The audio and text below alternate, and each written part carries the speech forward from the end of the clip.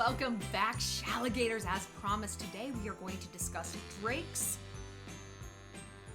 Just Drake in general. He's never been more of an Aubrey than he will be in this story. He has a new 351 carat, $12 million diamond necklace made called, because when necklaces are that big, they get their own names, called Previous Engagements. Do you get it? Because it's meant to represent the 42 times or all the times he thought about proposing but didn't. And these aren't the actual, he didn't have 42 engagement rings made and then turn them into a necklace. He commissioned a necklace, and this is the theme because the diamonds they all just match a little too well. Drake. He's such a weird combination of a fuckboy but a soft boy, you know? What do you do with a guy who's maybe too into commitment? Is this a red flag? What would you think if you went out on a date with a guy or started to get to know a guy? He's like, oh, I proposed to 5 girls. We as women are so taught to be on the lookout for guys who are commitment phobes, commitment issues, you can't trust. What about dudes who are on the opposite end of the same spectrum? Is it the opposite end of the same spectrum? Is that pathology just as bad, maybe worse, we'll talk about it, as a guy who won't commit? We're going to get into it and also talk about what to do if you're dating someone who wants more commitment than you're willing to give. How can you have that conversation and not lose them forever? Let me tell you, it's a lot trickier than it sounds. We're going to get into it, but before we do, I want to remind you guys we've got some philanthropy fundraising going on. We've got some classrooms. The links are all updated with some brand new classrooms that need some more help. They need gloves and socks and deodorant, and a lot of their students are homeless, and so snacks are really important for them. So we've got, I think, 5 or 6. Plus, we also have a link to a Shalligators GoFundMe. Jerry Beth Silva is rescuing and getting dogs and cats medical attention in Venezuela. They've got a lot of financial hardship down there. And, pets are the first thing to suffer. Animals are the first thing to suffer when humans fuck things up, as we are prone to do. So $10 can go such a long way towards helping and saving a dog. It really can. And if you want to give yourself a gift this holiday season, go ahead and shop my necklaces. We've got Revenge, Ruthless, Warm-Blooded, Alpha. They make a great gift for you or someone else, or you. Let's just you. And join the Shallon. I feel like we haven't talked about it in a minute. It's our cozy little corner of the internet where you get access to videos and articles written by me and Telegram chats with me about all sorts of stuff we don't cover on here. Weight loss tips, burnout. We do a lot of career advice. I do a whole bunch of exclusive story times. Plus we've got Fuckboy Friday, Slutty Saturday. We got sex tips, all of that good stuff. Wisdom Wednesday, Serenity Sunday. So go ahead and check that out. Go ahead and click the link down below and join me. It's so fun. And also, I know y'all heard the tea from my last video that I'm in Meghan and Harry's documentary. That video is doing pretty good traffic. And so many of you guys have commented, you have got to look into Nate the lawyer and everything he's saying about Chris Boozy. And I've started to, and holy shit, what a mess. What a mess. Chris Boozy seems to have a talent, not for data analytics or tech or anything business related, but for picking fights with the wrong people. Somebody said to me in the comments, and I have been trying to keep up with as many as I can. They're like, well, Shallon, don't freak out, because they didn't directly say you were part of this cabal and that you specifically were doing this. They just put your picture, clips from your video in the segment when they were talking about it. That's true. But picture this. You're watching a Dateline, a special report on child molesters, and boop, there's your dad. There's a picture of your dad and your dad's house, and it's your father. But they're not saying that he's a child molester. He's just in a documentary about child molesters. And one of you guys, the best comment I got was someone's like, Meghan's coming after middle-aged housewives. Guess she doesn't like being peer-reviewed. It's too good. You guys are too good. Too good. Okay, let's talk about Drake. So I'm just too good for you. Drake is a mess. He's a soft boy mess. Drake gets around. Of course you have the Rihanna, the big one who loomed large. Serena Williams he was linked to. That was in 2008. That was a really long time ago. And since then, it's been this sort of petty grab bag of the who's who of Instagram baddies. You know what I mean? You know what I mean.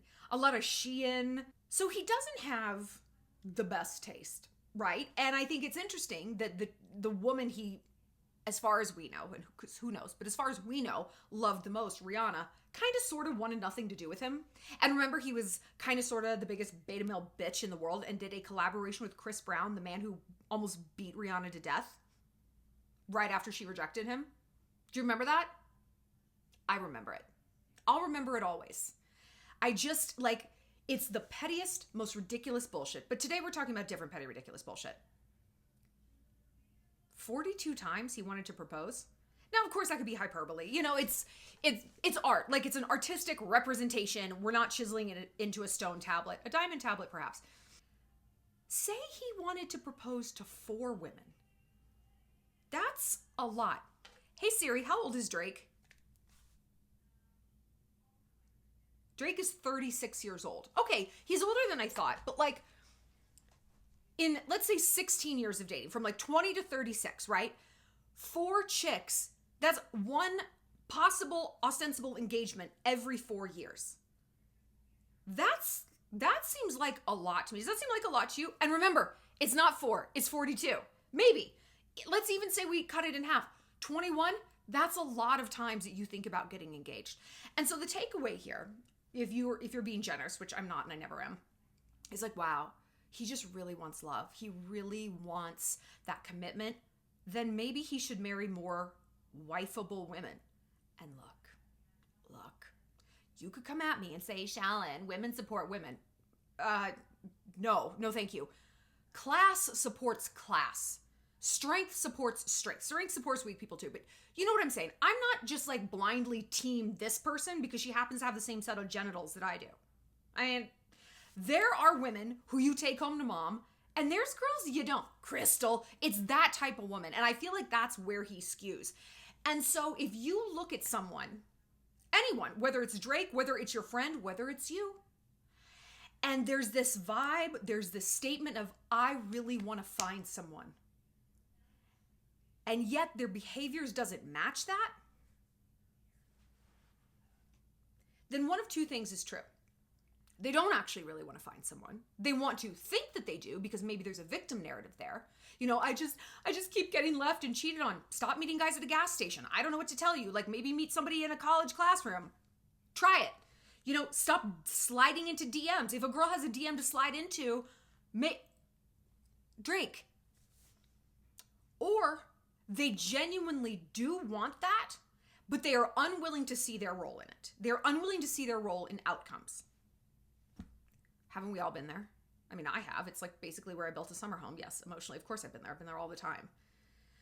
We want something, and yet we have there's this disconnect between what I'm getting and where I want to be.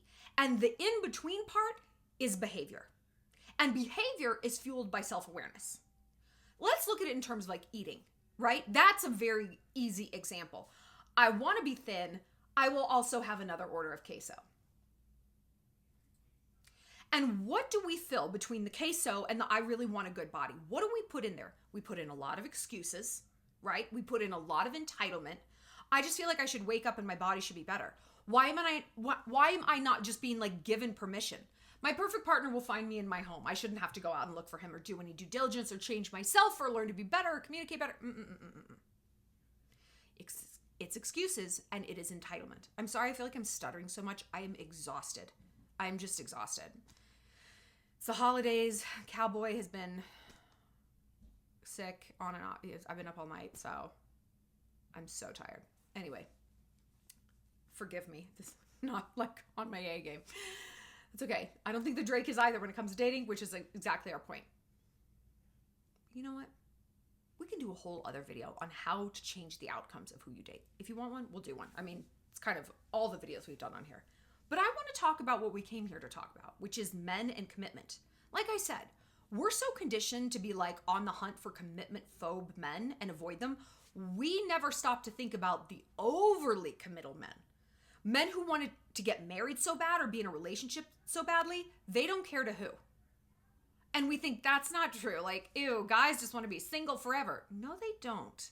Like, that's like a punchline in a Three's Company episode. That like, men just want to be bachelors forever. They don't want kids. They hate kids. Not true. The people who I routinely see pushing for commitment are men. They're men. They're the ones pushing for kids. It's no skin off their back. More kids. Let's have more kids. What do they care? The ones who want to move in, the ones who want to put a title on it, get married. Those are almost, from what I have seen, and I've seen some shit, it's men. Because men like routine. Men need to get laid. And I really do believe it's a misnomer that they need to fuck a different bunch of people. A different bunch of people? I am so tired. I sound like Chris Boozy. I've gone into Boozyville. Ugh. Men need a lot of sex, but I don't think they need varied sex. If they're getting decent sex a lot, they're good. They don't need to spread it around. They need to spread it around if they're not getting it at home. That's when things go left. But if they're already in the situation where they've made a commitment to someone, they have left behind that portion of their life where they are sowing the wild oats. They need to see everything that's out there. Guys really like a lot of stability. They want to know where their next meal is coming from. Human beings are risk machines. We don't like a lot of variance. We really don't. We like predictability and stability, okay? So throw away the idea that no guy ever wants to commit. I mean, obviously that is guys. That is a huge portion of guys, for sure. But don't tell yourself that just because a guy is into commitment, that there's maybe no red flags there either. I know this all sounds very gloomy. It's like, so if he doesn't want to be with me, he's a bag of turds. And if he does, also turd bags. No, I'm not saying that. I'm just saying keep your eyes open, your head on a swivel, no matter what. No matter what. Opposite ends of the exact same spectrum. Because when I see a guy who is like a serial monogamous, it's like serious ex-girlfriend, serious ex-girlfriend, serious, when I date him on the apps and whatever. And when I hear that a guy's like dated for 3 years, got out, was single for 2 months, now he's back on the apps, was probably on the apps before then, looking to date and seriously get into something, or I see that with my guy friends or whatever, I'm like, that's a red flag, dude.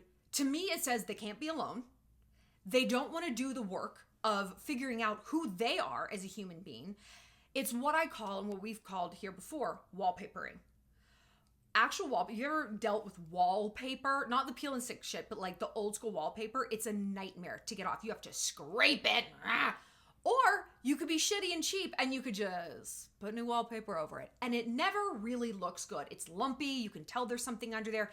It's like if you never took your nails off and you just kept adding more acrylic and then you have like nails that are this thick. It's just garbagey, right? I should call it acrylic nailing instead of wallpaper. We all have nails. Nobody has wallpaper anymore. I'm sorry. But you get where I'm going with this. Many people, I would dare say most people, not us, because we're the elites. We're the emotional, intellectual elites out here, right? We're willing to do the work, look at the things, have the hard conversations. We are. Most people wallpaper, and especially men. Now, you could have some like patriarchy sympathy and be like, it's because men aren't empowered to talk about their feelings. Men are empowered to do everything. You know how I know this? All my therapists have been men. So clearly they're not locked out of that industry. They're running that industry. Have you heard of someone called Sigmund Freud, Carl Jung? They're men. Like, men have plenty of recourse to talk about their feelings. You know what they have? They have books. Have you ever heard of a book or a podcast or a book on tape, an audiobook, anything like that? Men have plenty of resources. They have plenty, okay? They're not taking advantage of them for the same reason a drug addict doesn't take advantage of a rehab. They don't want to. They're getting plenty of emotional payout right where they are. Could their life be better if they did go to the rehab, if they did go to therapy? Yeah. But they don't need it to be a 10. It can be a 4. And that's fine. Because to get it to a 10 would require all these levels that you'd rise to from a 4 to a 10 are comprised of work. A lot of work, a lot of icky feelings, a lot of behavior modification, a lot of taking accountability for your past outcomes. Blech. I'll just wallpaper. Crystal seems fine. Get off the roof, Cooley. It's fine. It's fine. And so we need to start thinking of men who are serial monogamous, one big relationship after the next, not as like he's just like such a grounded, he's just such a bonder. Maybe. But what if we started looking at these people through the lens of crystal daters, of 4s, They're at level 4s. As somebody who doesn't want to do the work, doesn't want to analyze their part in why relationships went wrong. Oh, it was my ex. She was crazy. She's a slut. She's a cheater. I know a guy who said that all of his exes had cheated on him. Red flag for me. Do you think that that's a red flag? Now look, there's people out there, guys and girls, who will literally just cheat on whoever they're dating. That's just how they are. They can't keep it in their pants. They're just cheaters. And then there's people who are driven to cheat. Not that that's ever an excuse. It takes two people to make a bad relationship, but it is only on one person to blame for the cheating. Right? That is always their fault. There is no one else to blame for cheating. You can blame two people for a bad dynamic. You could blame two people for the relationship, construct but created an environment where cheating was something they wanted to. You get what I'm saying. But cheating is only ever one person's fault. So when I hear things like that, I have to ask myself, what's the common denominator here? Right? When you hear a guy say, all my exes are crazy, why do you keep picking crazy people? Kind of sounds like you're the crazy one. Or you're lying about them. They're not crazy at all. Maybe they finally had enough of you gaslighting them, your bullshit standards, your dick that didn't work. I don't know. And they called you out on it, and you wouldn't do the work to go from a 4 to a 10. So you wallpapered over them, threw them out. They're crazy. I'm not doing the work. Goodbye. So someone who's very into commitment, it's better than someone who's like, I will never settle down. I will never bond. Like, I don't even mess with those people. I can see them coming a mile away. They get weeded out of my life so fast. But as we get older, and I know you guys are the same way, you're weeding out those fuckboys quicker and quicker. But are you looking at the ultra commitment-y guys with the same judiciousness and analysis? Or are you just thinking, this is great, oh my God, he's got 2 little kids and he just wants to cook dinner all the time. Yeah, he wants a wife. Boo. Someone to fold his socks and fuck him, doesn't have to be great. He wants things figured out. He wants boxes to be checked so that he can sit on the couch with beer and football and burp, and you're going to do all the work. Now look at his crazy ex who cheated on him. Does maybe her decision, does it make a little bit more sense? You have a little bit more insight into why she went crazy, or why she left, or she was such a bitch, or she dated a different guy. She left him for a different guy. Does it make more sense now? So what do you do with people like this? How do you handle them? Because like I said, it's a very tricky situation when a guy wants more commitment than you want to give. Because look, men are doing the asking. Men are doing the proposing. I would never become boyfriend, girlfriend with someone without a man asking me to become my boyfriend.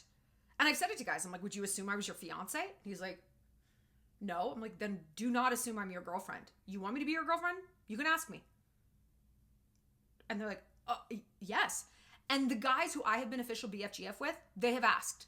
And the ones who I was like, excuse me, the ones who assumed, and I heard them say, oh, this is my girlfriend, Shallon. And I'd be like, I'm not your fucking girlfriend. Don't you? I like you. And I would, if you asked me, I might say yes, but I don't appreciate that you just assumed that. No.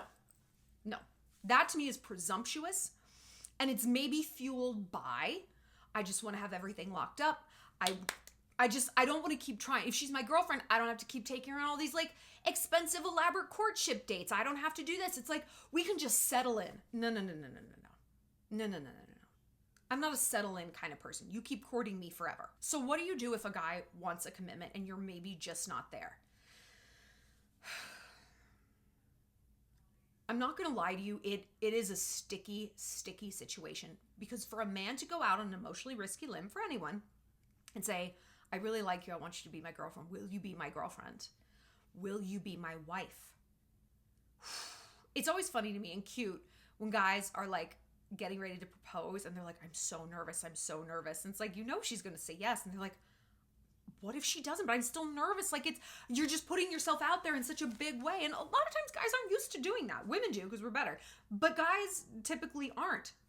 I will tell you right now, if a man proposes to you and you say no, he's gone. You're breaking up. Because proposals don't happen in a vacuum. Unless it's some crazy, You're drunk in Mexico. Oh my God, let's just do it, babe. If he's like actually proposing you, he's got a ring, he had a plan. You know what he also did? Told a lot of people. He told his family. He probably told your family. The friends know. His best friend. Like, people know. And girls, don't we all know the feeling of like telling your friends about a guy a little too soon, and then 2 days later, it's over. And you're like, why? Why did I tell him?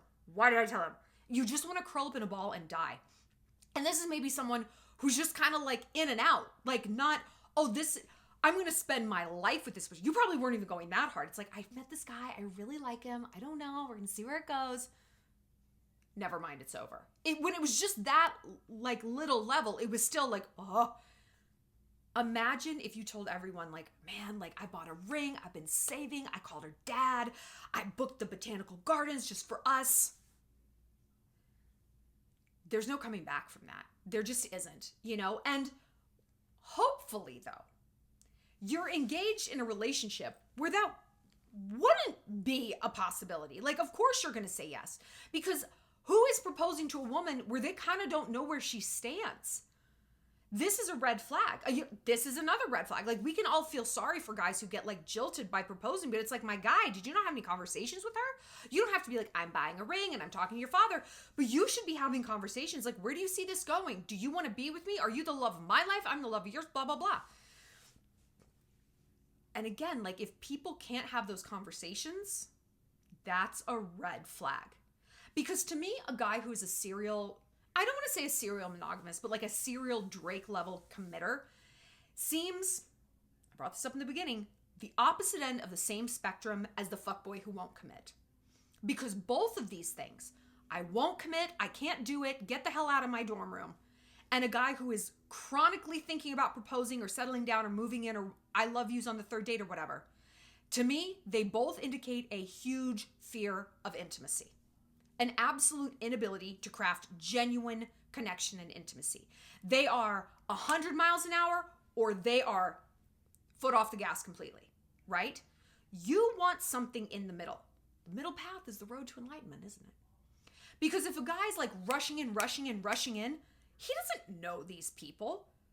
Does Drake have a deep lifetime, like soul connection understanding of 42 women? Remember, even half of that, even a third of that.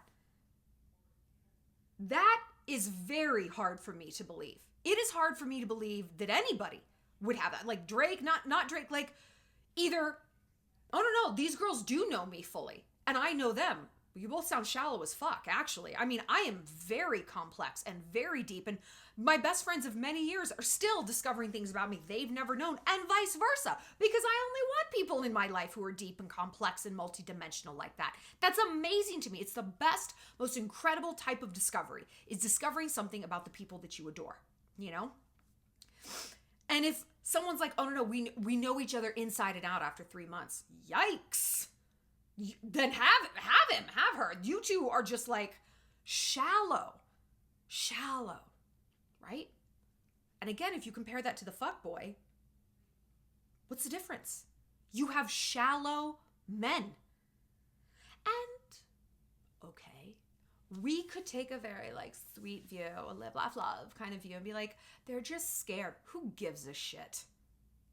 Who gives a shit? I am so past this point in my life where I am the rehab for broken men.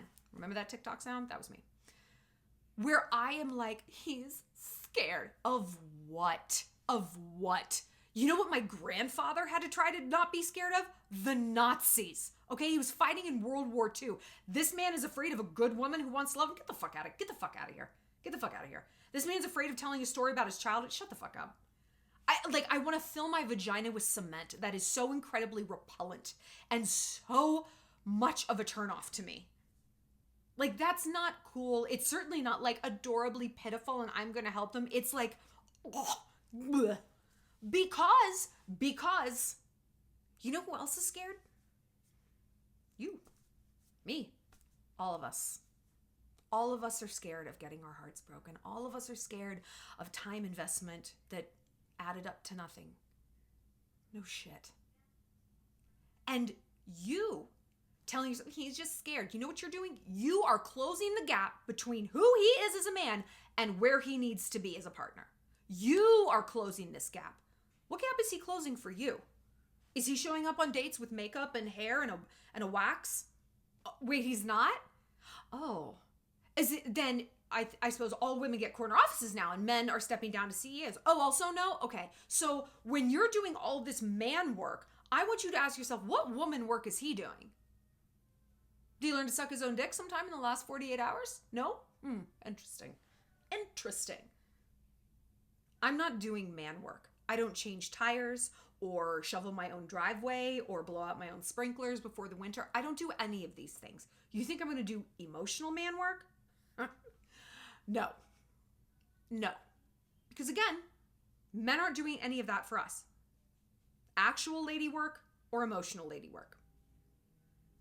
So if I'm going to do all this work, why wouldn't I put that energy towards myself and beautifying myself, my body, my bag, my house, whatever?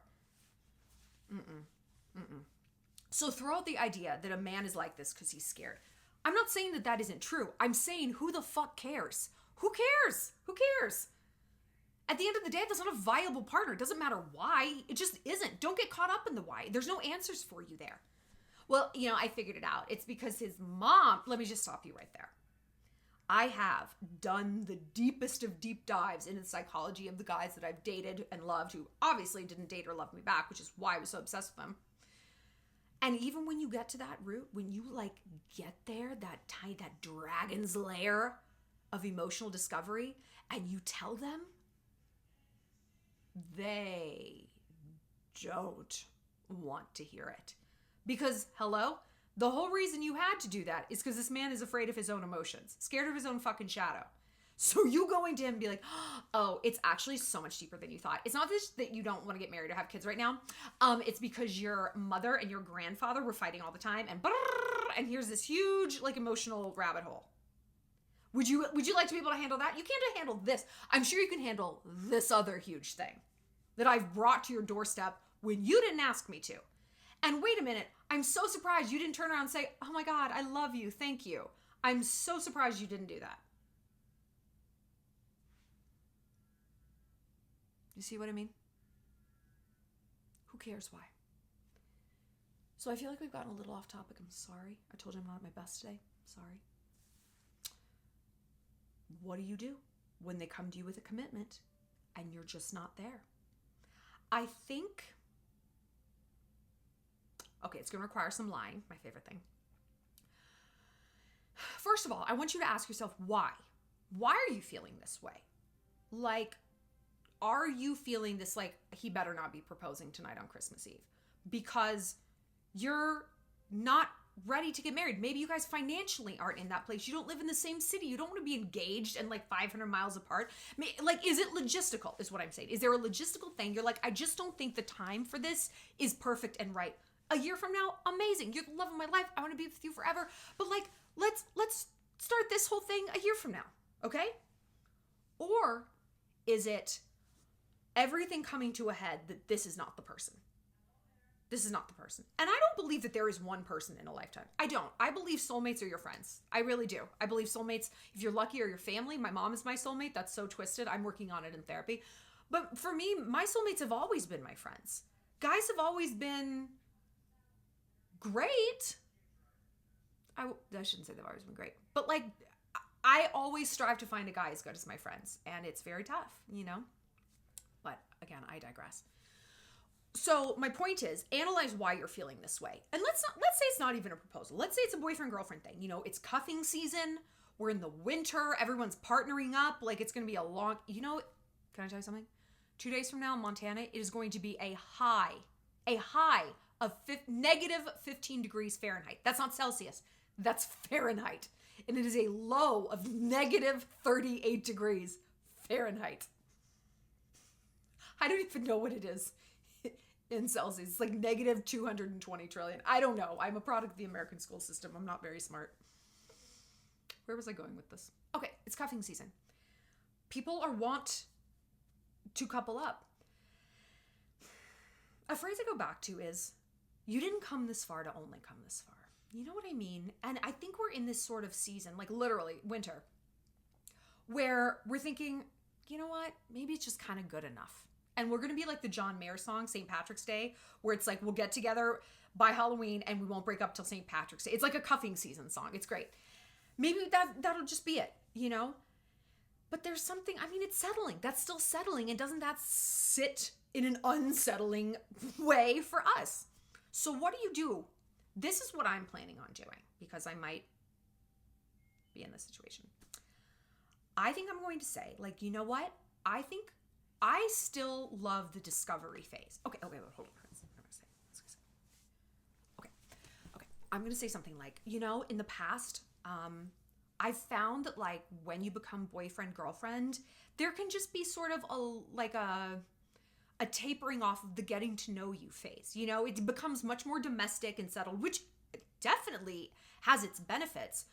But I find you so interesting. Like, I love getting to know you. I love this phase of like lingerie on dates and like, ooh, like every time you kiss me, it's like the first time. Like, I'm just still really in like the new phase. So I don't know. What would you think about like maybe waiting a few months to put that label on? I just still think it's like sexy if we're like, ooh, I don't know, we're like dating still.